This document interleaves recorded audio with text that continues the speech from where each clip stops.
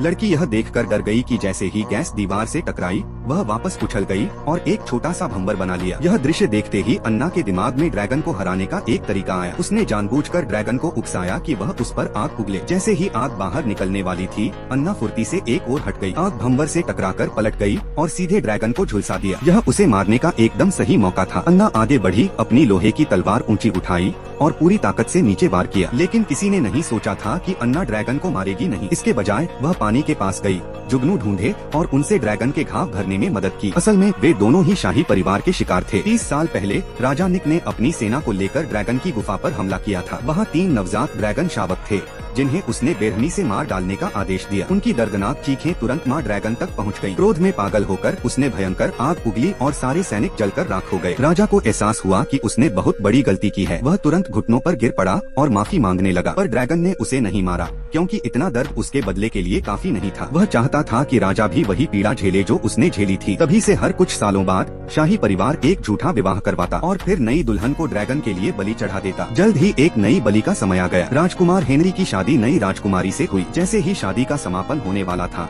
एक आकृति लड़खड़ाते हुए हॉल में दाखिल हुई। अन्ना की आंखों में दृढ़ निश्चय था। उसने सबके सामने शाही साजिश का पर्दाफाश कर दिया। रानी की धमकियों के बावजूद उसे अब कोई डर नहीं था, क्योंकि इस बार वह अकेली नहीं थी। प्राचीन ड्रैगन के प्रकट होते ही पूरा महल अफरा-तफरी में डूब गया। पर अब भागना बहुत देर हो चुका था। ड्रैगन ने आकाश की ओर दहाड़ लगाई और भयंकर आग बरस पड़ी। शाही परिवार के लोग चीखते हुए अपने पापों की भारी कीमत चुकाने लगे। तेज लपटों ने पूरे महल को निगल लिया। जब धुआं छंटा तो अन्ना अकेली दरवाजे से बाहर निकली और ड्रैगन, जिसने आखिरकार अपना बदला पूरा कर लिया था, शांति से उसके पीछे पीछे चल